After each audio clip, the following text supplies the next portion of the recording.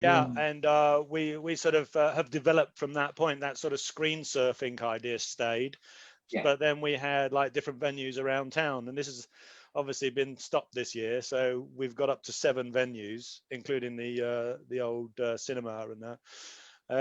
But yeah, it's been an interesting voyage. Gareth, over to you, mate. Hello, everybody. We're back with the comedy category, and we got Nelson joining us all the way from Los Angeles, which is quite exciting, really. Great to meet you. Yeah.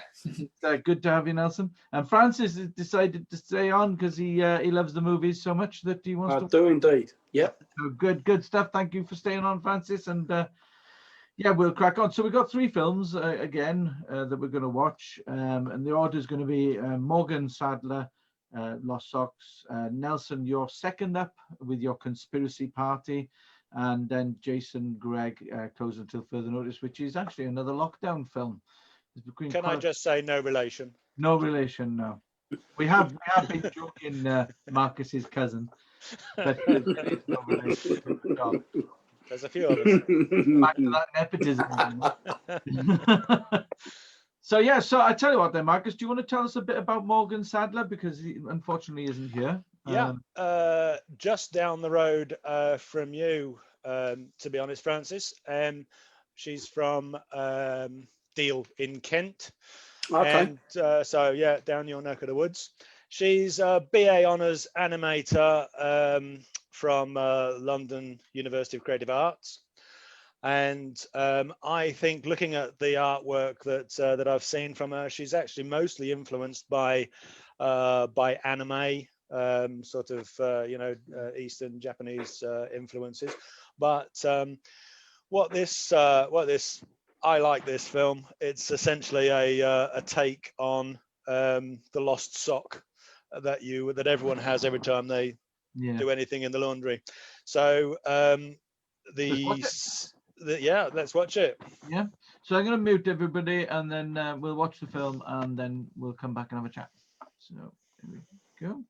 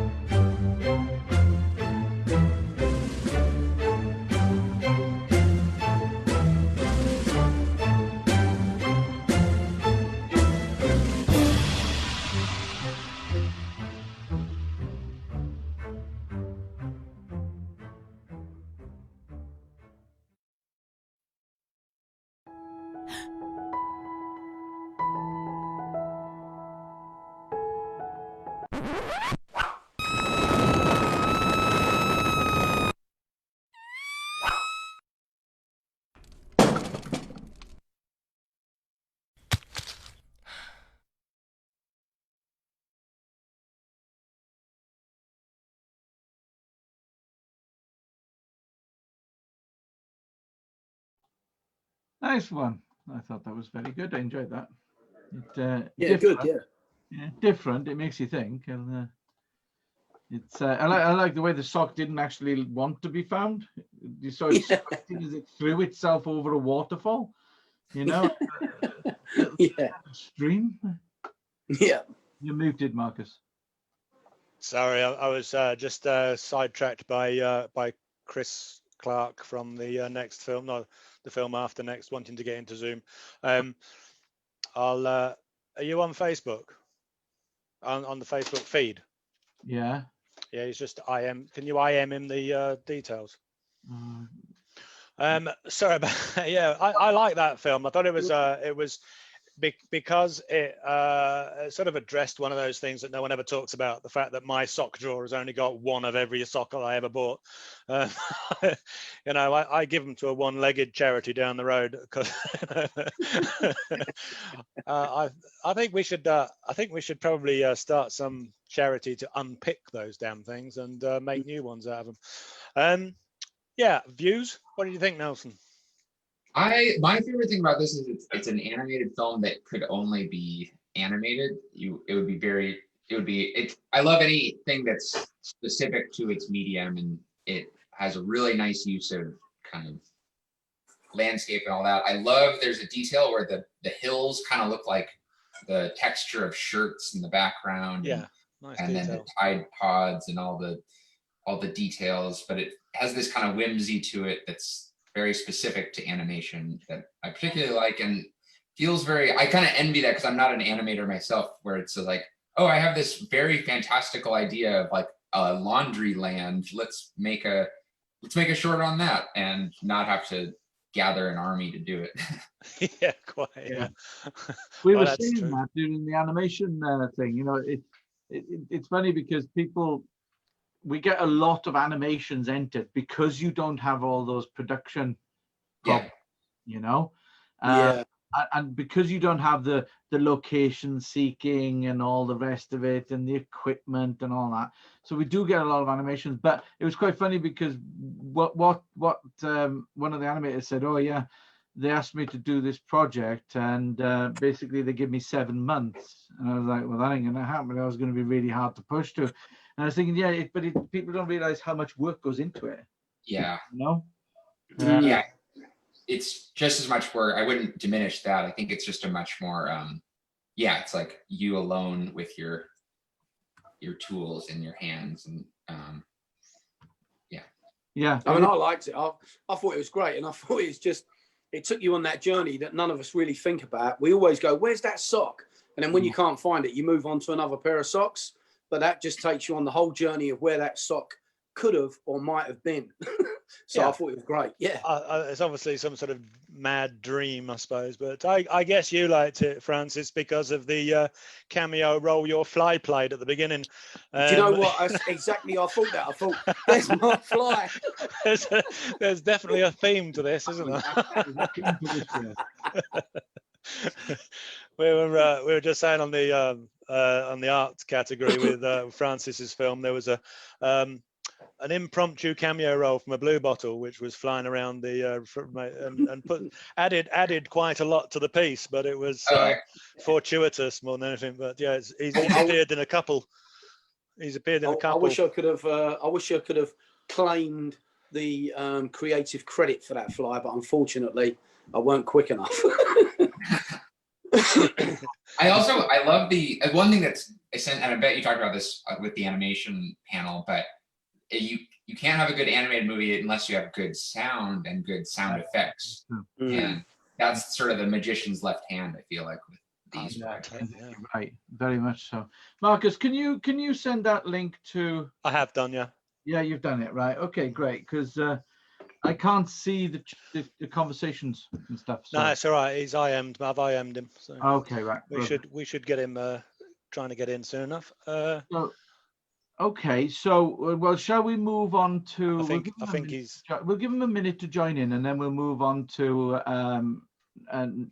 Nelson's film. Nelson, could you tell us a bit about what inspired you to make this? And yeah, this is it's a comedy. I primarily work in documentaries in my career. I worked in London for a brief stint.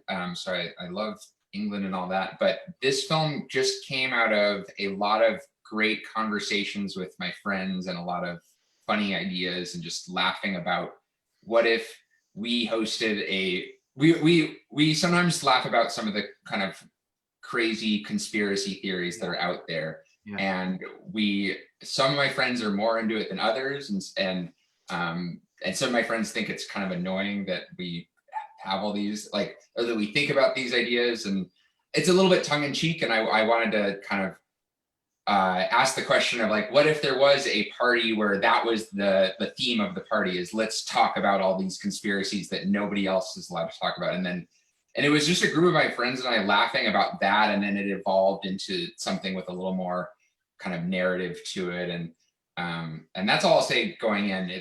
That's where it is born from. And so this isn't an actual party then?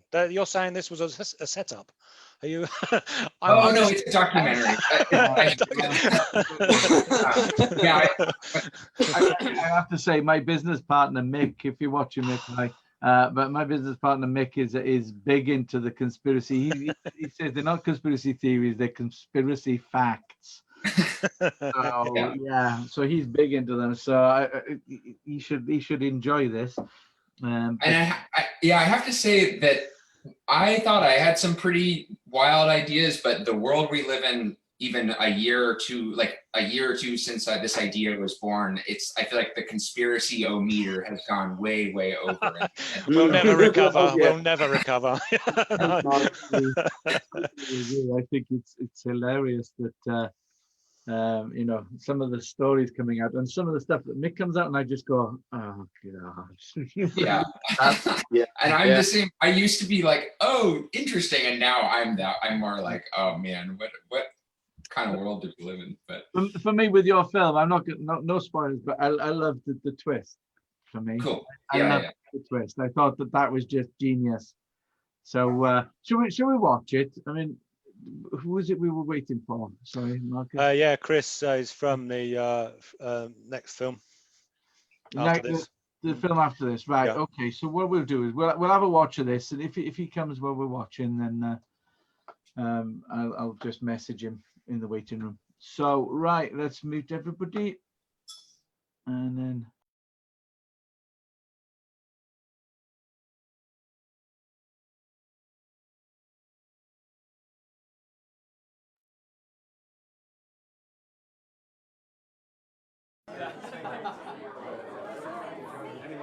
Just so you know, if it's weird, we could totally bail.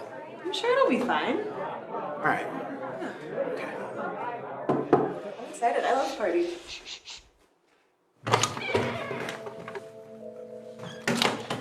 Hey, dude. What's up, Oz? This is my friend Emma. What's up?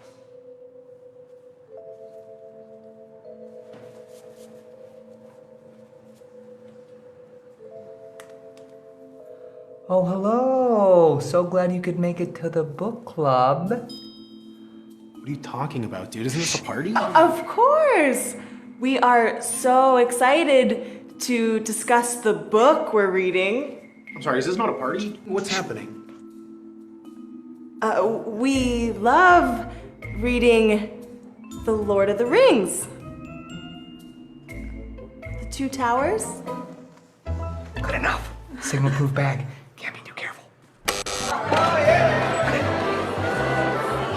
What?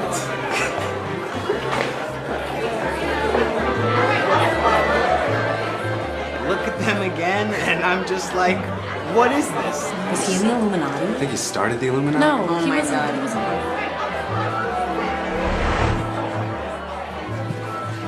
There you go. Are you QAnon? Honey, get 12 drinks in me and I might be. How'd a truther like you end up with an establishment like this? Oh, come on, man. You know I got love for you. Come get this love.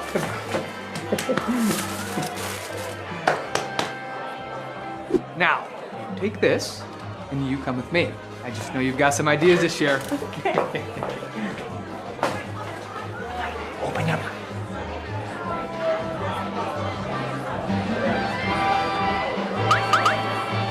Would you mind taking a picture for us? Sure.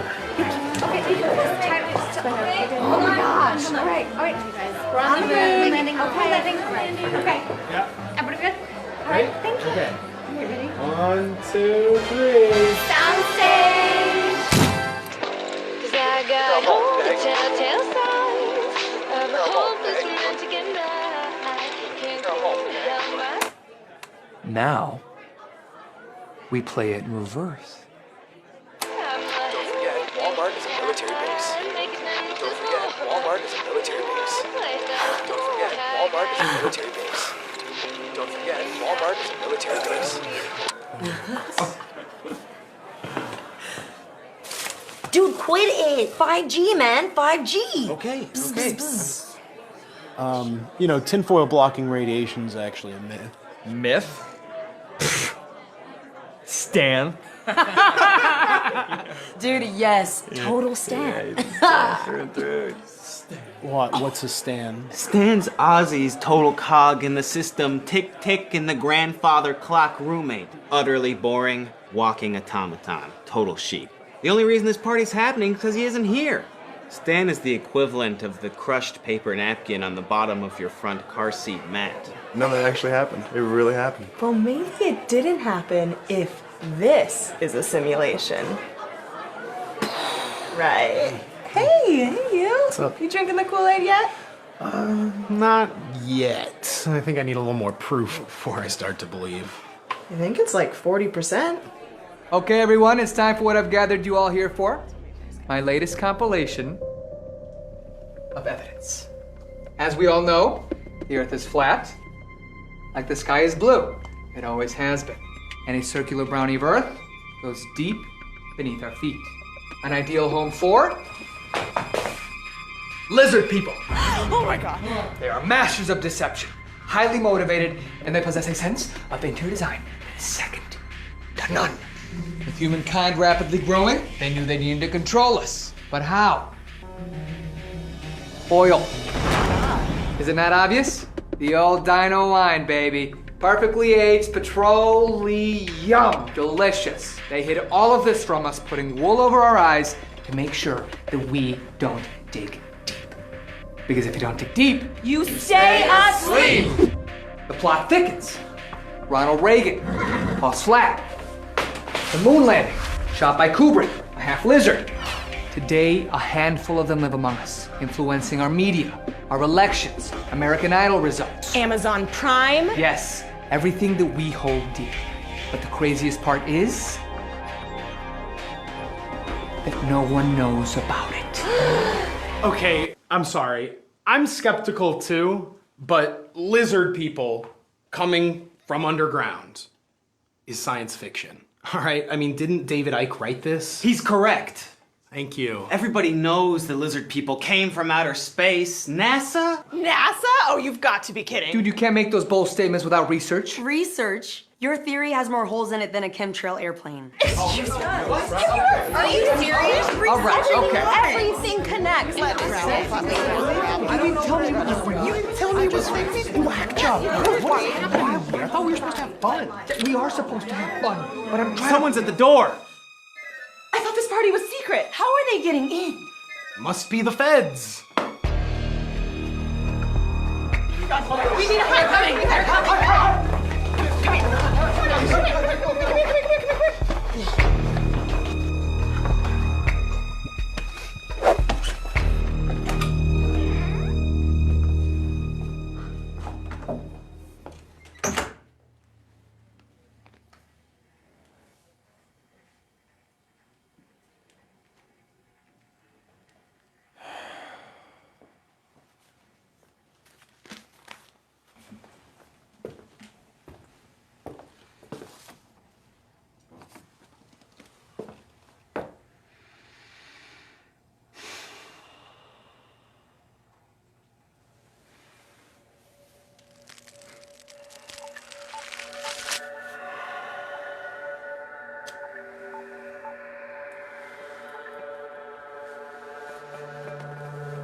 Happy birthday, Stan.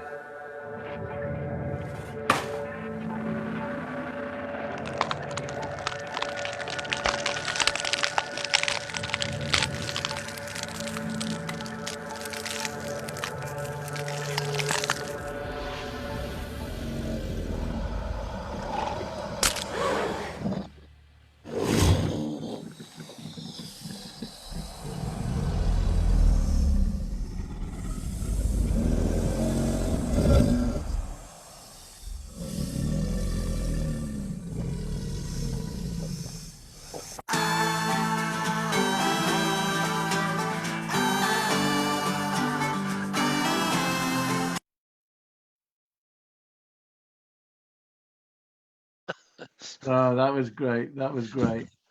I love all the little references. I those. did as well. I mean, the twist for me, by the way, I said it before going into the movie, was basically that she's so into it. You know, he's embarrassed that his friend's behaving like this, but she's like, oh, no, yeah, this is really... and she was so into it, and it was like brilliant. I just loved it. You're like one of the first people who has talked about that, and I love that detail in the writing that expecting her to think this is nuts, and she's actually the one who knows her. Yes, she's a conspiracy theorist. You know, and the whole have you drunk the Kool-Aid? And basically he replies like the reference, you know, have you drunk the Kool-Aid type thing, you know, the Jim Jones thing. But she goes, no, it's about 40% proof. And it's like, have you actually physically drunk the drink? Great. Yeah, I liked it. I really liked it. It made me chuckle. I was chuckling away again, and I've seen it 3 times. Yeah, I have to credit. So the lead actor in it, Jake, who's wearing blue, he also co-wrote it with me, as well as my pal Cole Sadler, he's the guy in the movie who says, like, everyone knows the lizard people came from outer space. So those 2 guys, we spent a lot of good days like putting together a lot of we had the general story, but all the great writing details that came from the 3 of us kind of collaborating. So it's a lot of fun to work with them. That was great, man. I enjoyed that. In the research for this, did you not sort of were you not swayed for this? Was there anything you thought maybe? There's one small thing that I'm from Denver, Colorado is my hometown, and there's a moment where it shows the Denver airport and has some arrows pointing to that, and the Denver airport is rumored to also be like a crazy underground military base. It's in the shape of a swastika. It has all these like theories behind it, these like Mayan murals that indicate something or whatever. And so that one I find fascinating. But no, if anything, I think I found myself less inclined to believe than I had. When you did some background checks on the authors of it. Yeah, exactly. And some of the stuff I was like, oh man, you know, even learning as I go that there's some less savory components that I avoided for this short. But yeah, it should be everyone should do their own research on these. This is the fake news that's overtaking America, is it? It is, yeah. It's it almost has a different bite to it, even just a year and a half since it was shot. So, you know, it's like, but that's how it, you know. To be honest, the more I see about American politics in the recent weeks, I'm more inclined than less inclined. So...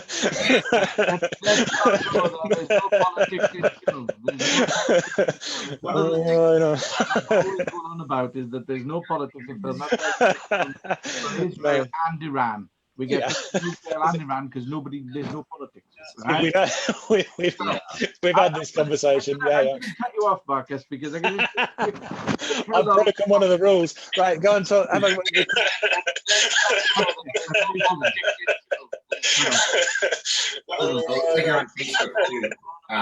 There's no politics in film. We've got a delay. If you're on Facebook, close out your Facebook. Yeah, if you're watching on Facebook, close the Facebook feed. I've broken one of the rules. Right, go and talk.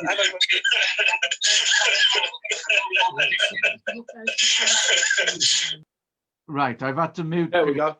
I've had to mute Chris because they've got Facebook on as well.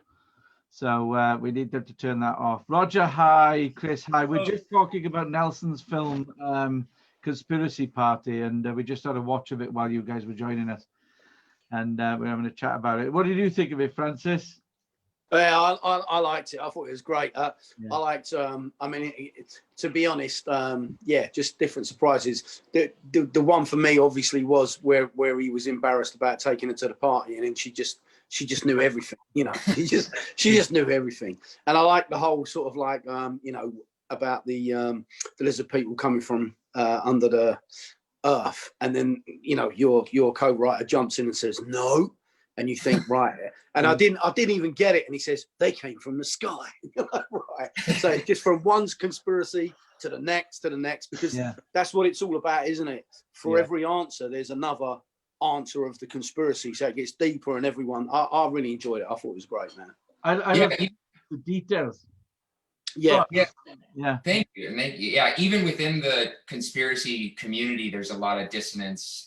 There's a very good documentary called Behind the Curve, and it's about flat earthers and people who I actually saw that, and I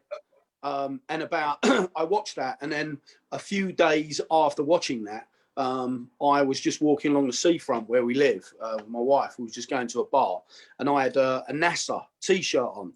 Not for any reason other than I just saw it in a shop and thought, man, that's pretty cool. Just had the NASA t-shirt on, and I was honed in on by a flat earther. No way. And I couldn't get away from them. You know, I just literally, he just consumed me with this whole conspiracy theory about Elon Musk has spent billions, you know, trying to convince us that the earth is round. And I was like, well, why? Why? Yeah, because he has. And, you know, he's right. And I was like, oh, my God. You know, needless to say, that NASA T-shirt's sitting deep in my wardrobe at the moment. The details I liked, Nelson, was the things like they had the photograph taken with an old-fashioned camera. So nothing digital, you know. And when they instead of cheese, they did moon landings. I thought that was exactly. No, and I remember someone watched it when we first showed it, and they're like, wouldn't they just take pictures with their cell phones? And I'm like, no, because at the beginning at the door, he took all the phones because, you know, don't want to be those 5G signals, you know, watch out. Well, I've got a Google thing over there, and that's always listening to me. So reporting back to Google, as it were. So anyway, Chris, Roger, welcome. How are you? We're good. Yeah, but sorry, the code didn't work. There was a digit missing. I know. Sorry. Apologies. Yeah, I'm the same. I'm not into this Zoom stuff, so I've been a while trying to get on, to be honest. Well, it's fine. You're here now. It was my fault that the link didn't work because there was a digit missing. So in all my haste to do all the technical stuff behind the scenes, I thought I'd done such a good job, and then everybody's going, link don't work. It's fine. It's fine. We're here now. Do you want to introduce yourselves though, before we start? Yeah. Okay. Well, we're representing Jason. I'm Chris. I play the granddad in the film. This is Amanda, my wife, who plays the grandma in the film. Hello. And Hello. Jason's actually doing a week of Scarefests. He's acting, so he asked us to come and sit in to represent the film and talk about it and any questions you've got. So yeah, that's why we're here. So fabulous. And Roger? No, we have just renamed it. I'm Roger. I did a documentary called The Cold Washery, so I think I'm quite early on this. That's good. No, it's good. You there's no, well, we've got Francis. He's lagging behind from art, so you're fine, mate.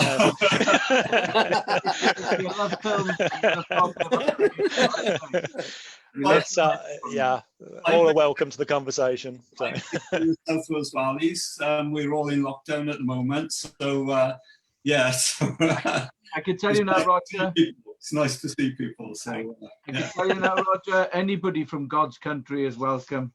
Oh, nice one, Gareth. I need to go at 8 o'clock because Wales are playing. Yes, France. don't worry. I won't be there at 5:08. He knows the schedule.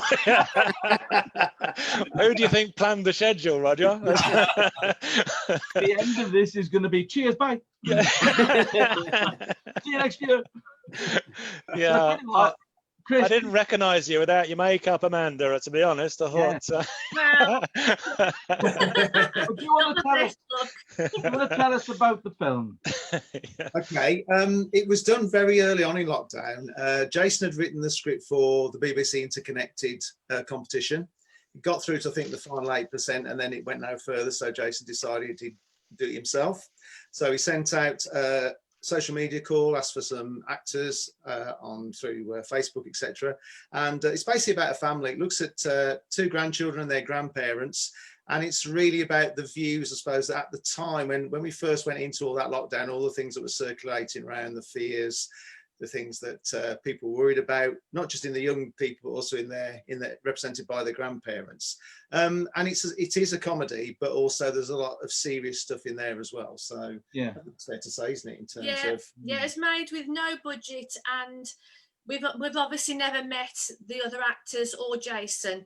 We all filmed it just on our phones. Right. And so we do a bit of filming, send it to Jason, he'd give us some direction, we'd do it again, and then we'd think this is it, we've got it, and I'm in the shower washing all the yellow off, and then he messages, Amanda, can you do it again? No spoilers, Amanda. No spoilers. Oh, sorry. Spoilers, Amanda. So yeah, but it was a great process, and an absolutely brilliant distraction at the start of lockdown, and I think just captures like a moment in time, really. Yeah, it's very clever because obviously we have to use our phones, so we've got to keep recording stuff, and all of us in our kitchens, like Amanda said, we've not met. So Jason put it all together, edited it like it was a Zoom call, but obviously we didn't do it over Zoom. So it's quite nicely done. And I think, looking at what happened since April, you see now a lot of Zoom dramas. So you see quite a lot of them. This was, I think, a bit unique because we didn't know the technology wasn't being used for drama at that point in that way. So it's funny.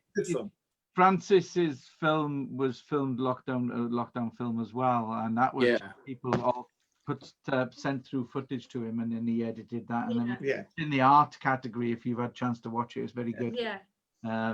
So I'm going to suggest we go straight into the movie then, and we watch it. So what's going to happen now is we'll have a watch. We'll all come back and have a chat about it. I'm going to mute you all, and then I'll share the film. So give me a second.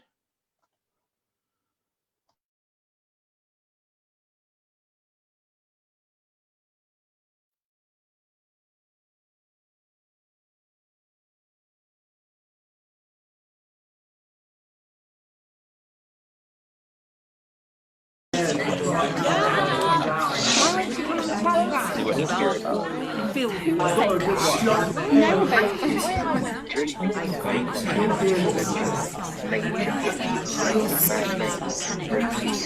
Okay, don't say that.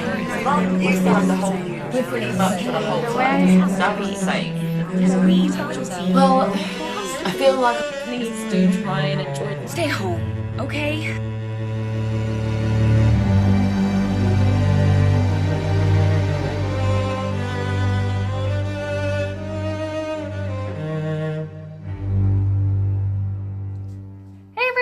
How are we doing? Hey. Hey, Livy, your nana's in a real grump with me. What have you done this time? Well, she thought she was being funny by hiding one piece of each of the jigsaw puzzles, to wind me up. 6 of the bloody things I attempted to complete until she told me what she'd done. Funny, Nana. But why is she angry at you? I got her back with some sweet revenge. Do I even want to know? Anyway, where is Nana? I want to say hello. She won't come in front of the camera. She's hiding upstairs. Hi, Olivia. Hello, bro. What's up? Gramps has just been telling me his conspiracy theories on this COVID-19 virus. You have a conspiracy theory for everything, don't you, Gramps? Oh, before I forget, your nana circled a TV show in the magazine. What is it? I don't really watch much TV these days. Is that since you met Charlotte? What a time to have to self-isolate together. Oh, here it is. Starting April. BLGT's Got Talent. You're into all that, aren't you? Do you mean Britain's Got Talent, Gramps? I think so. What did I say? Well, it's not a show I watch, to be honest.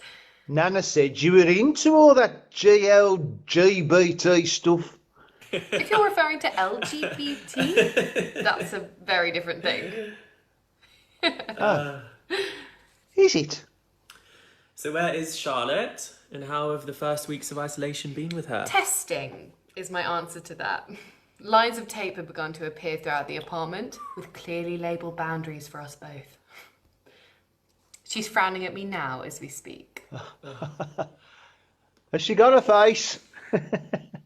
She is shy and will not come over. An invisible lady. Bit like this bloody corona.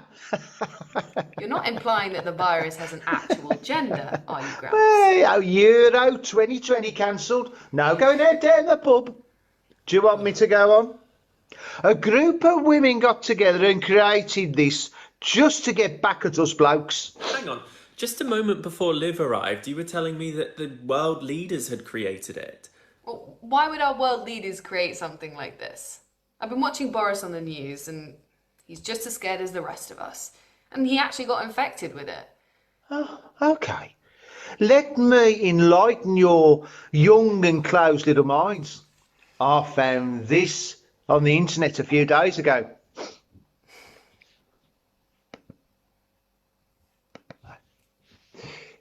In the first week of October 2019, NASA discovered and confirmed that a large object was on a collision course with the Earth. World leaders have been having secret meetings to develop an exit strategy to make everyone as comfortable as possible for the approaching apocalypse in the months to follow. The plan would implement a scapegoat virus, COVID-19, which will cause flu-like symptoms to spread easy and fast in order to distract from the truth and force a worldwide quarantine, with the sole purpose of initiating home time spent with family while minimising the overall panic and anarchy. Panic and anarchy? Have you seen Tesco's? Best one yet, Gramps. Just passing on what I've read. Do you not think that something falling out of the sky would cause more panic? And that we wouldn't see it? Not everyone is dying from this. Well, me and Shah have our own theories. Oh, not you as well. Well, think about it. Literally just a few months ago, Extinction Rebellion were taken to the streets, just begging for help to save our planet. Someone or something has listened. Nature has intervened. Or maybe it is what it is and just came from a wet market in China, as the media is saying. Another reason we should all go vegan. Yeah. Greta Thunberg did it from her lair.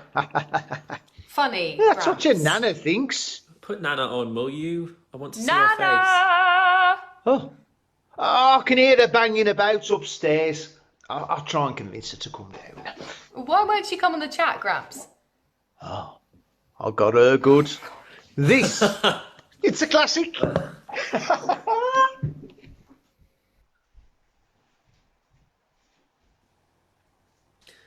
In all seriousness, Liv, what do you think this is all about? Do you really think it is some kind of divine intervention? Nature? Man-made? A crazed vegan? Don't say that. You know we're both vegan. Anything is possible though, right? I've been playing it down so far and making jokes, but deep down inside I'm proper shitting it. Well, we're feeling the same, bro. The way I explained it to Shah was, you know I hate flying, right? Yes, you're a mess. Mum used to have to hold you pretty much the whole flight. Dad was the same. Well, it feels like I'm on a plane journey right now. Like I'm anxious and panicked and I'm waiting for the plane to land, except that it hasn't landed yet and I don't know when or if it will. As much as I miss Mum and Dad, at the same time I'm glad they're no longer alive with what is happening right now. They won't need to worry about us. Whatever is happening right now, there will be balance again. There has to be. It'll be okay. Just stay at home, bro. And protect yourself. And, you know, please do try still enjoy your life. I tell you what though, sis, whoever makes the cure for this is going to get so much sex. Get it out of your system. Give it up. You senile old dit. What's happened? Fake tanning accident, Nana? Your silly old grandfather ran a bath for me and filled it with an old tub of turmeric powder. Nana, you're so yellow. I mixed it all in with some apricot bubble bath. Legend. You look like a character out of The Simpsons. Will it scrub off? I've tried. I've been scrubbing my face with a flannel for the past hour. Oh. Anyhow, did your Gramps tell you about the return of the B&Q show? Yes, yeah, he did. Thanks for letting me know. Carol, you know, from number 63, she told me it was coming back on soon. So yesterday I did. You know, it ain't all that bad, this social distancing. She couldn't get too close to me, which is a good thing with her personal hygiene. Oh, she was livid, she was. Apparently, since the COVID come along, nobody asks about her cancer anymore. Oh, that'll be our dinner. I'm going to have to love you all and leave you. Looking forward to being able to go places together again when everything's open. It seems strange, doesn't it, with everything closed? Bye, my angels. Same time tomorrow, everyone. Oh, and Gramps, don't forget to send me that TikTok dance that you're going to do. I won't. I've been practicing my dance moves. Hey, bye for now. Goodbye. Bye, love you. Love you, bye. Bye.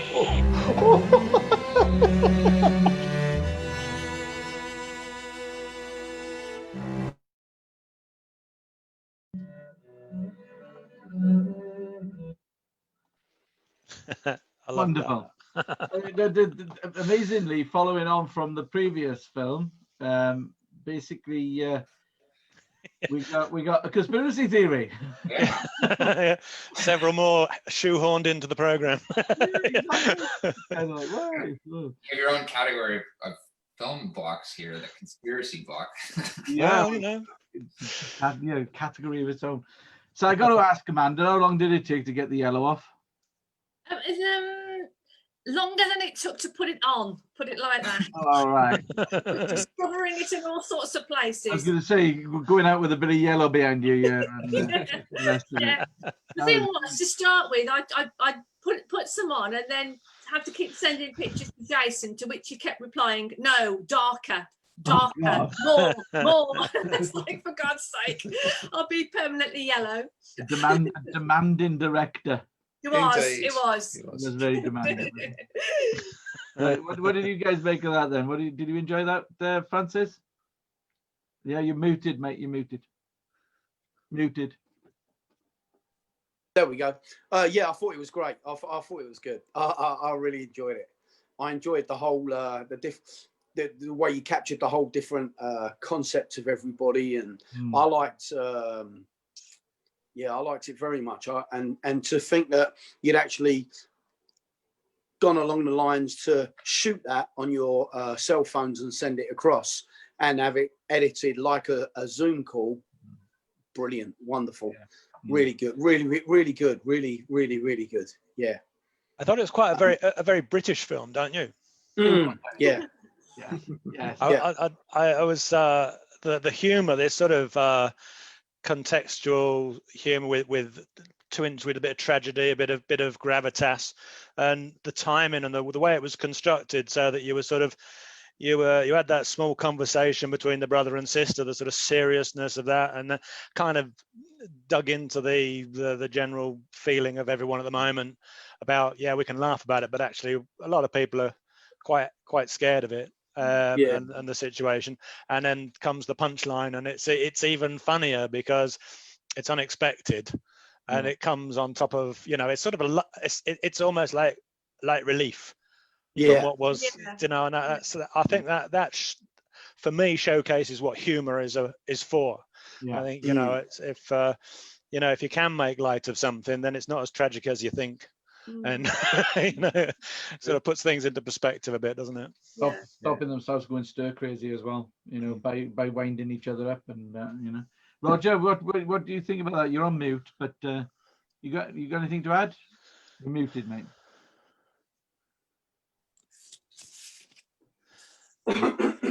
If I send them and then you're there now. You're all right. Right, okay. Yeah, I mean, brilliant, so funny.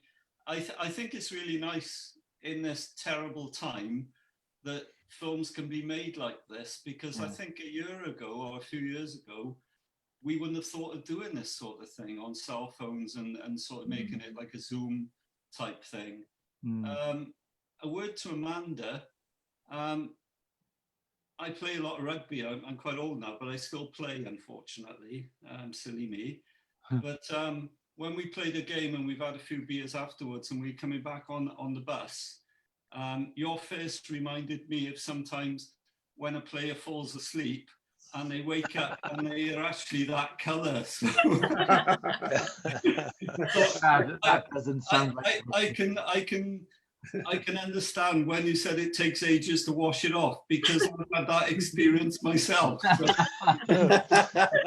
No, great film, very witty, in a very difficult time, and I think it was brought across very nicely, and it sort of captured me throughout the whole process of it sort of building up, and it was becoming funnier and funnier during that process. So yeah, brilliant. And Nelson, have we got an American take on this one then for us? Sure. Yeah. Right around this, when about a month or two after the pandemic hit, this American group put together a website called Shelter Shorts, and it was all short films that were made during the pandemic. And I bet you could still submit, because this kind of feels exactly right within that, of course, where it's kind of capturing the moment in time very nicely. I think you could watch this in 20 years and get a very real sense. Because even now, the pandemic attitude has shifted.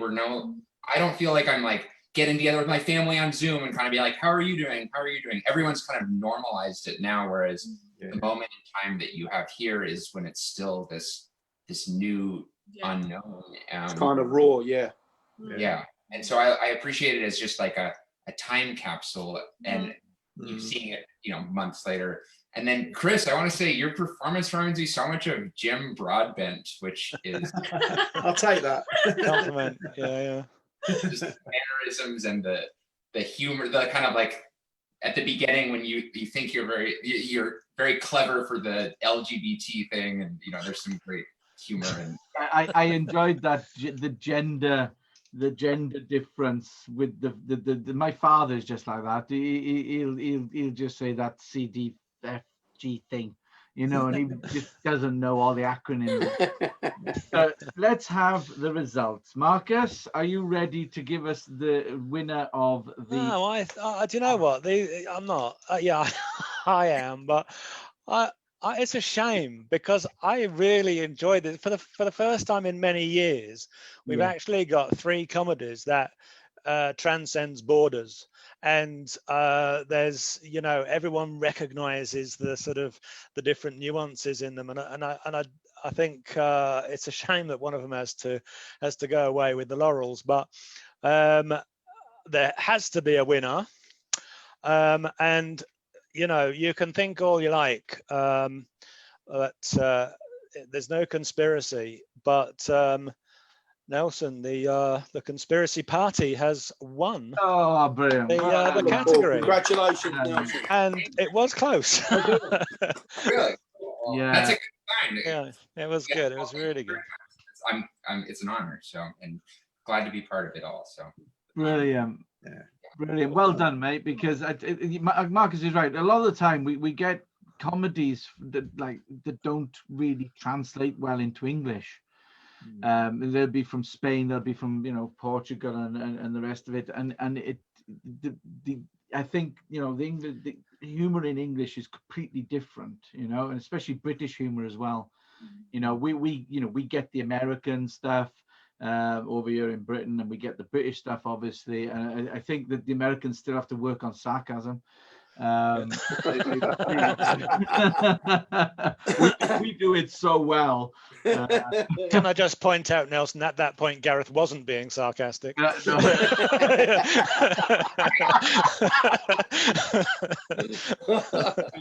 Brilliant.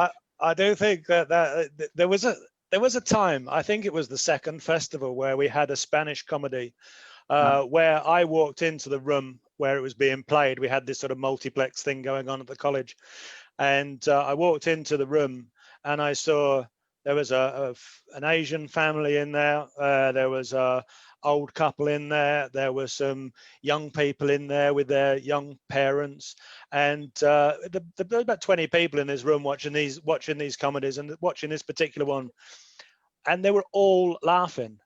It was a Spanish comedy with subtitles, and they were all laughing. And I thought, that's why we do this, because that sort of, this is putting these films in front of people who would never see them.